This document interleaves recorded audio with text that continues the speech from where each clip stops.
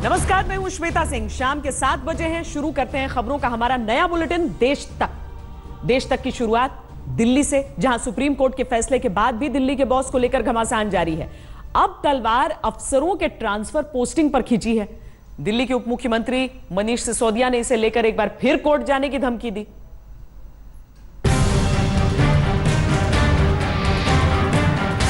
Supreme court के फैसले के बाद भी दिल्ली में अधिकारों पर जंग का नया अध्याय शुरू हो गया।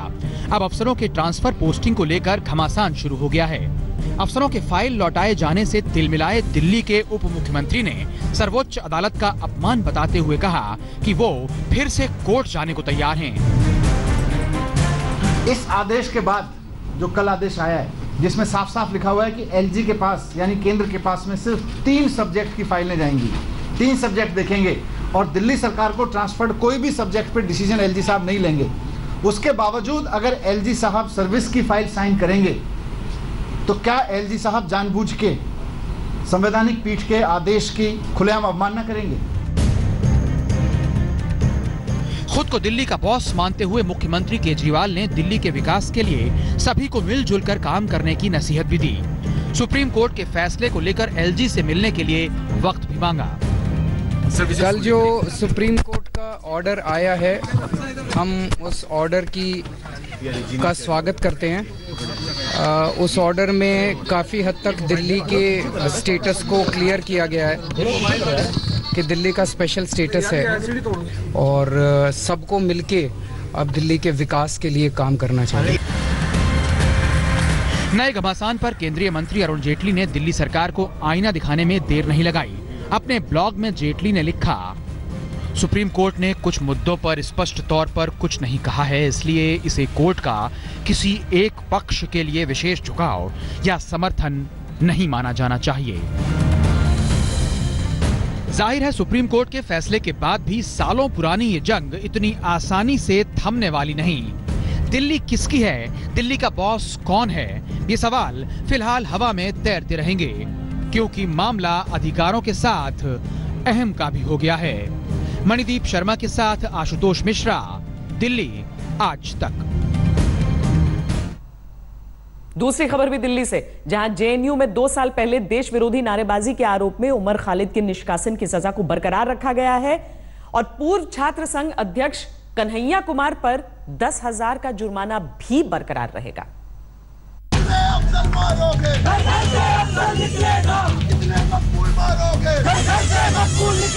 9 फरवरी 2016 को प्रतिष्ठित जवाहरलाल नेहरू यूनिवर्सिटी से देश विरोधी नारों का शोर निकला तो देश का खून खौल उठा।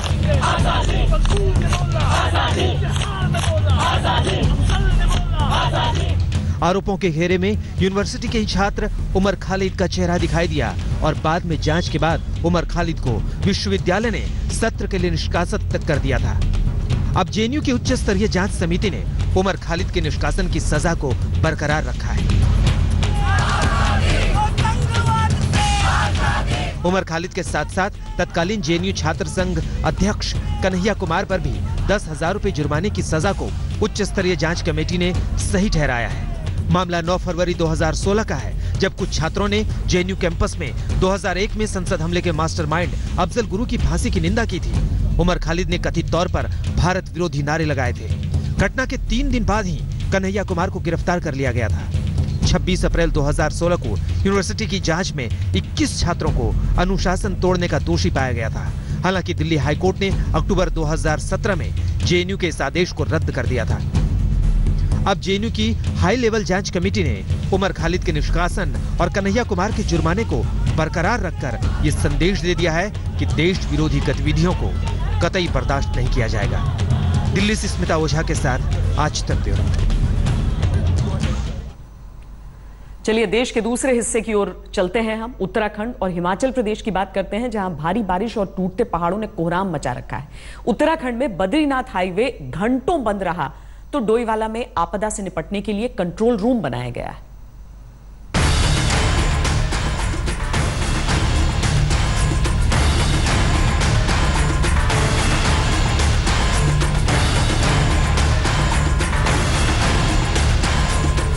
मानसूनी बारिश के जोर ने पहाड़ों का सीना भी चीर कर दिखा दिया। हिमालय के जो पहाड़ अकड़ में खड़े रहते थे, वहां से भी झरना फूट पड़ा।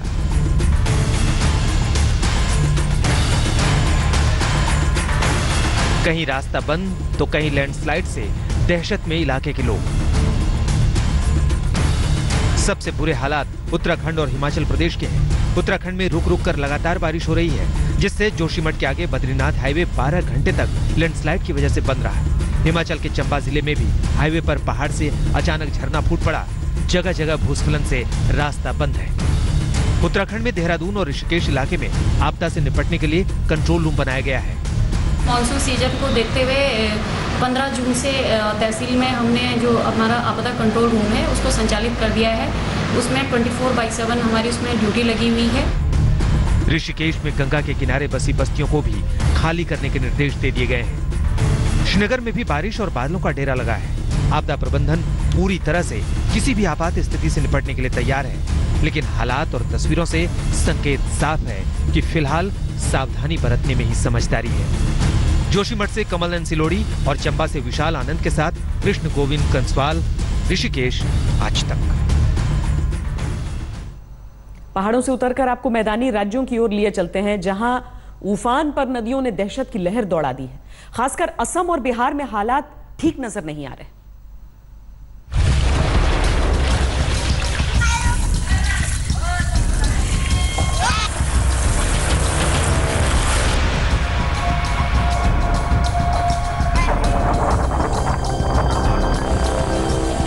एक और देश के मैदानी इलाकों को बाढ़ का पानी डुबो रहा है, तो असम के बरपेटा जिले में सरकारी लापरवाही और ढुलमुल व्यवस्था का खामियाजा बच्चे और दूसरे लोग उठा रहे हैं। जहां बाढ़ से लबालब गांवों को जोड़ने के लिए बांस का पुल बना तो जरूर, लेकिन वो बोझ तले चरमरा कर टूट गया। सैलाब के इस मंजर पर गौर फरमाएं। 4 राज्यों में मूसलाधार बारिश के बाद नदियों में बाढ़ का पानी अब आशियाने और जिंदगी पर आफत बन रहा है। असम, पश्चिम बंगाल, बिहार और उत्तर प्रदेश के कई इलाके जलमग्न हैं। असम में बाढ़ से अब तक 30 से ज्यादा लोगों की मौत हो चुकी है। आखिर में बात दिल्ली एनसीआर की, जहां शाम धुआंधार बारिश की वजह से सड़कों पर जलजमाव ने ट्रैफिक के लिए हालात को मुश्किल कर दिया। दिल्ली सहित नोएडा और गाजियाबाद भी पानी से तरबतर हो गया। बरपेटा से विकास, दरभंगा से प्रहलाद कुमार, खगड़िया से स्वतंत्र कुमार और आसनसोल से अनिल गिरी के साथ रेहान मुस्तफा, बाराबंकी, आज तक। दिल्ली के बुराड़ी में 11 लोगों की मौत के बाद अब मोहल्ले के लोग डरे सहमे हुए हैं, और तो और अब इसका तांत्रिक और तंत्र मंत्र कनेक्शन भी सामने आ रहा है।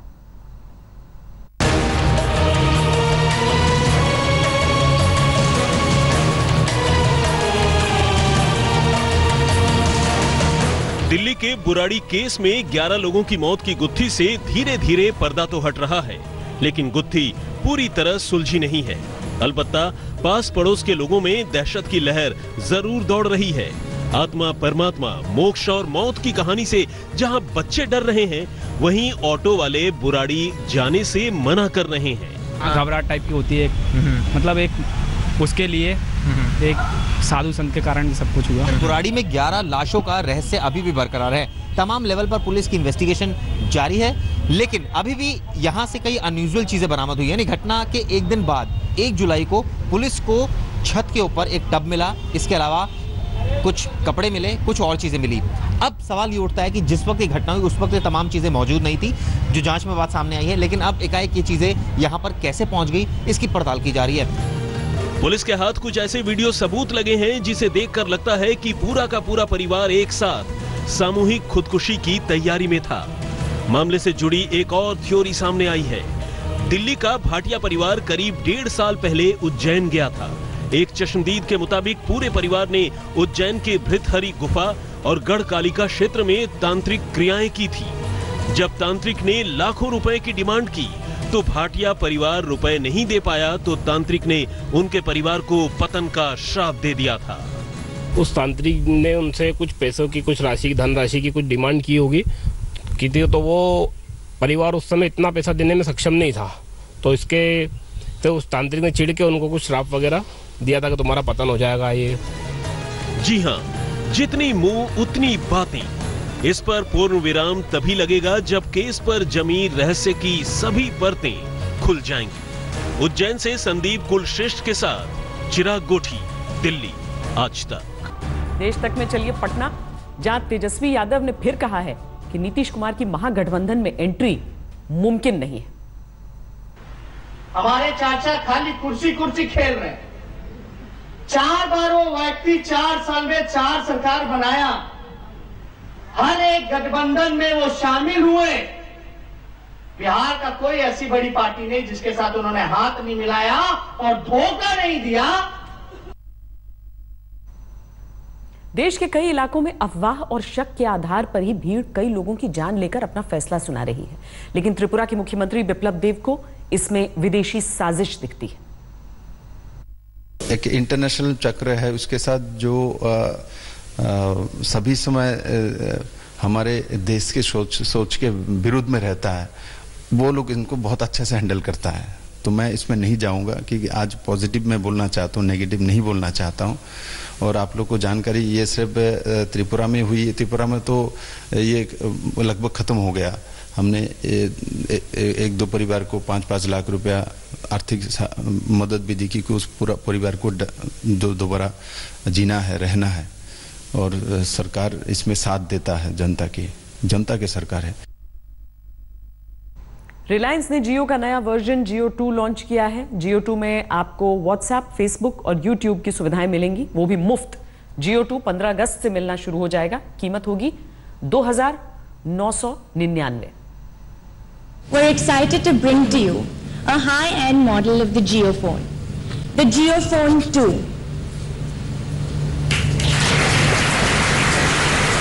ये मोबाइल फोन की गलाकाट प्रतियोगिता में मील का नया पत्थर साबित होने वाला ऐलान है। इस मॉनसूनी सीजन में अंबानी परिवार मोबाइल ग्राहकों को खुशियों से सराबोर करने का प्लान लेकर आया है। रिलायंस ने जियो 2 की लॉन्चिंग कर दी है। We learned that users love talking to their phones and having the JioPhone respond to their voice commands.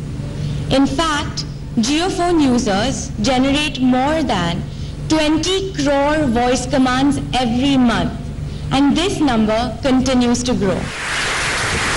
Reliance की तरफ से आज कई ऐलान किए गए, कुछ नई शुरुआत की गई। मोबाइल फोन सर्विस में जियो ने नया धमाका किया है। जियो 2 जबरदस्त फीचर वाला फोन है। जियो 2 में व्हाट्सएप, फेसबुक, यूट्यूब की सुविधा होगी। 15 अगस्त से जियो 2 की बिक्री शुरू हो जाएगी। जियो 2 मोबाइल फोन की कीमत 2,999 रुपए होगी। जियो ने एक्सचेंज ऑफर भी शुरू किया है। 501 रुपए में पुराना फोन देकर नया फोन मिलेगा। डीटीएच के क्षेत्र में भी जियो कूदा है। जियो का नया सेट टॉप बॉक्स बाजार में आ रहा है। This is like having a theater in your home. And that's not all. We've enabled our powerful voice command feature on the TV as well. Reliance परिवार में शादी का उत्सव चल रहा है, लगातार जश्न हो रहा है, लेकिन इस परिवार ने मोबाइल उपभोक्ताओं को भी खुश होने की वजह दे दी है। आज तक ब्यूरो।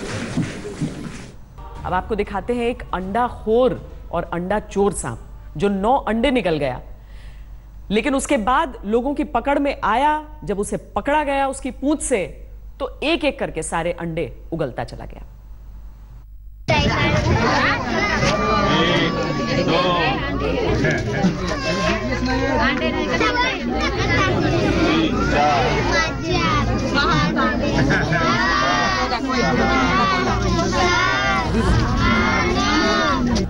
और अब जरा तस्वीरों को ध्यान से देखें।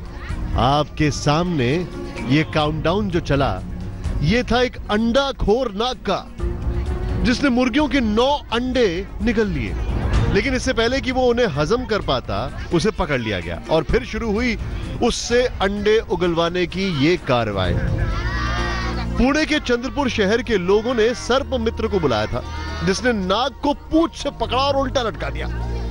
नाग ने उसके आगे घुटने टेक दिए और फिर देखते ही देखते एक के बाद एक 9 अंडे उगल दिए। इस नाग ने 2 मुर्गियों को डसकर मार डाला और मुर्गियों के अंडे निकल लिए। ये मुर्गियां अपने अंडों पर बैठकर अंडों की रखवाली कर रही थीं। तभी कहीं से न जाने कैसे ये नाग आया और मुर्गियों को मारकर उनके अंडे खा गया।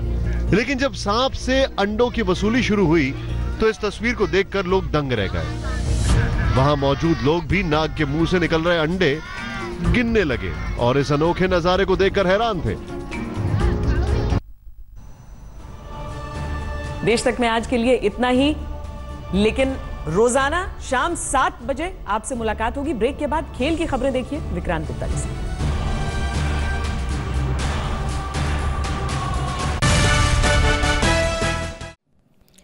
लेटेस्ट खबरों के लिए यूं ही देखते रहिए आज तक, और इस वीडियो के पसंद आने पर लाइक, शेयर एंड सब्सक्राइब करना ना भूलें।